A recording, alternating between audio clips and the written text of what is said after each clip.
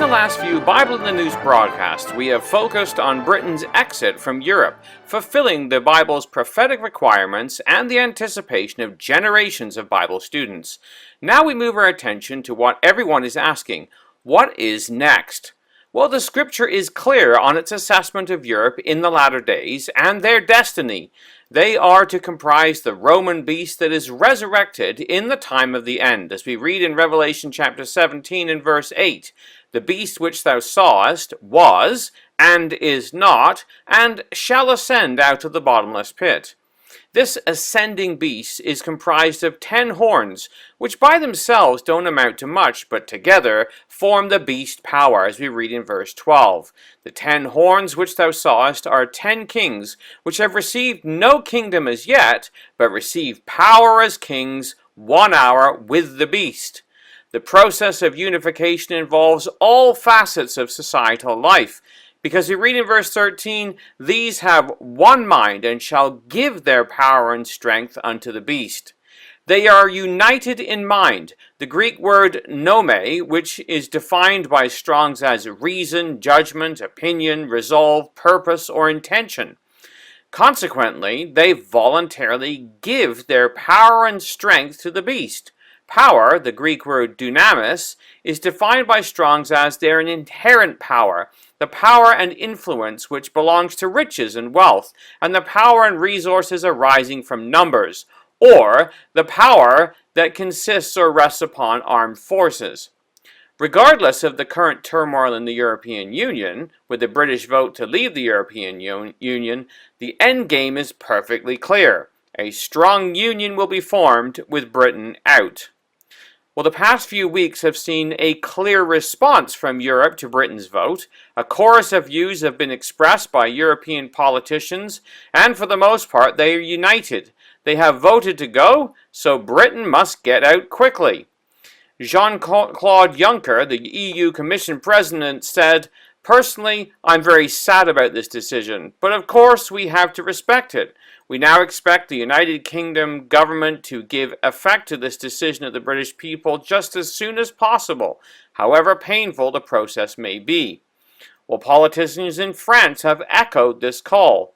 French presidential contender Alain Juppé said, Britain needs to leave the European Union as quickly as possible, arguing that a long period of uncertainty would be damaging to the markets and economic growth. When you get divorced, he said, you do not need to stay at home, he declared. You have to leave the common house.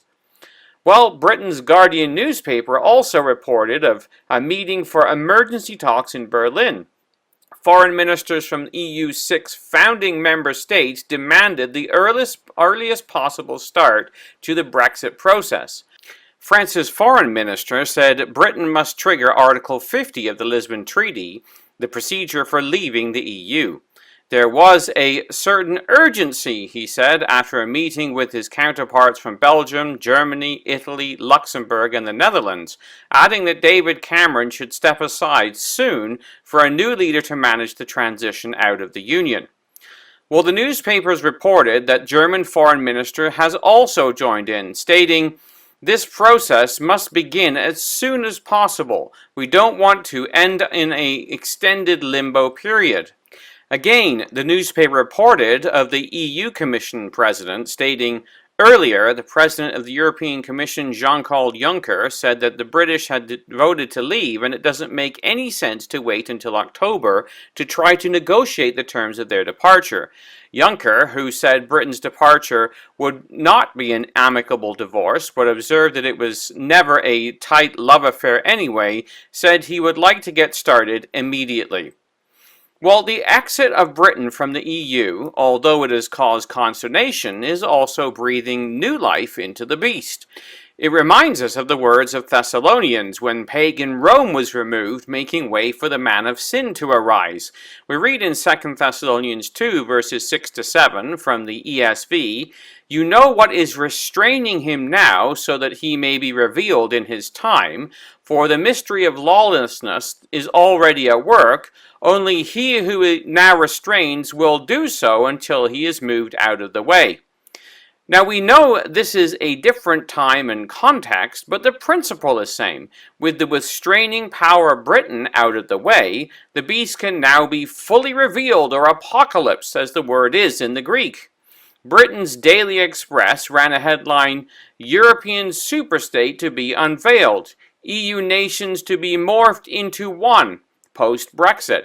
The article stated European political chiefs are to take advantage of Brexit by unveiling their long-held plan to morph the continent's countries into one giant superstate. It has emerged.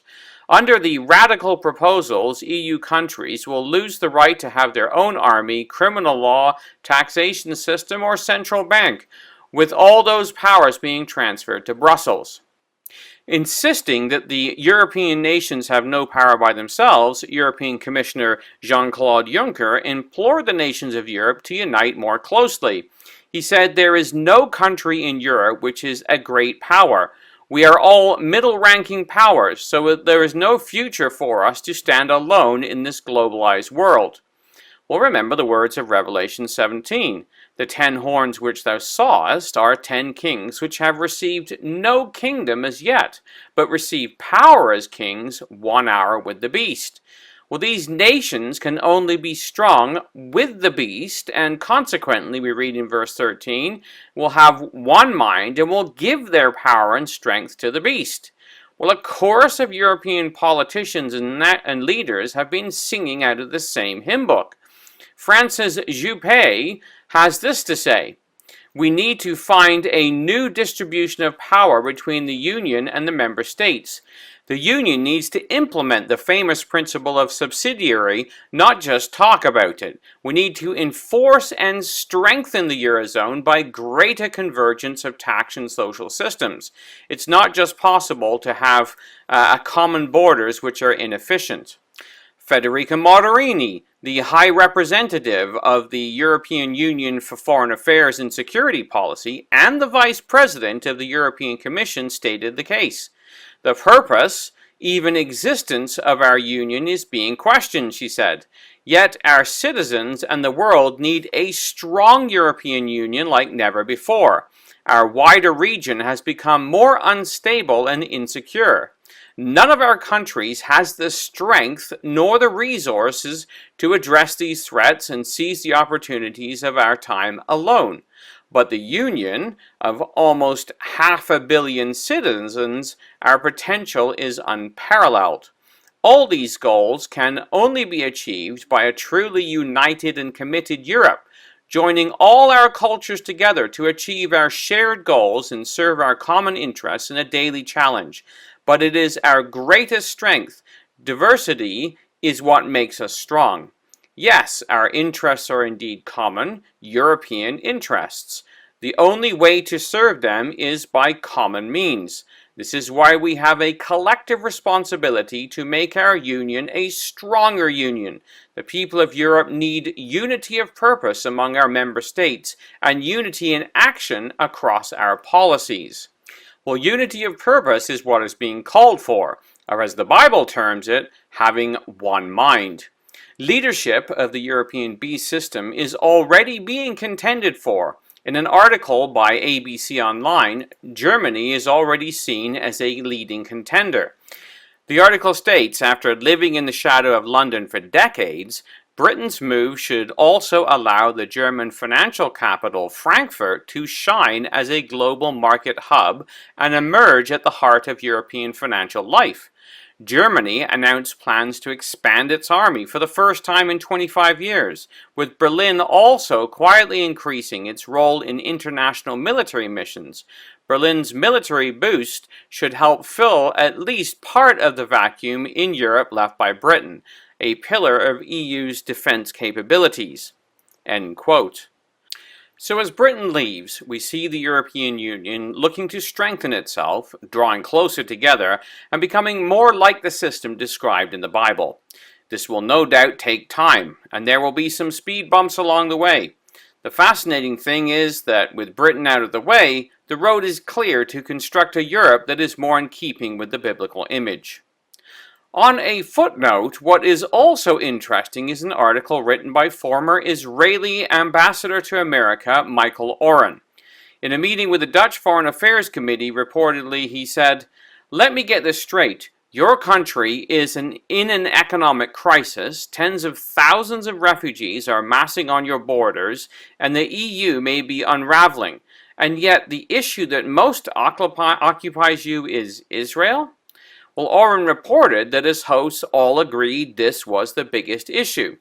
He went on to state, "Whether Dutch or Belgian or German, they all report the same phenomenon. Israel, more than security, more than refugees, and the economy sparks their bitterest debates. And each time I hear this, I find myself astonished. At stake, I realize, is not Israel's identity, but the Europeans. For them, the Jewish state is exactly that, a state of Jews, against whom the West is once again defining itself." He went on to state Europe's relationship with Jews over the ages. Just as after the destruction of the Second Temple in 70 CE, Roman coins showed a proud legionary holding a spear over a humble Jewish woman, medieval cathedrals portrayed ecclesia lording a spear-like cross over the cowering Jewish women. Oren recalls the hostile relationship with Europe and the Jewish people throughout history. Luther, the Enlightenment, the French Revolution, the Dreyfus Affair, and of course Nazism. So as Europe has the restraints of Protestant Britain removed from its conscience, it can now formulate its united, unfettered position on Israel. This is, of course, what the Bible predicts. When the Gogian host comes down into the land, as described in Ezekiel 38, it is against my people of Israel. So as we look at the political temperature in Europe, the pot is coming to the boil. For the Bible in the News, this has been Jonathan Bowen joining you.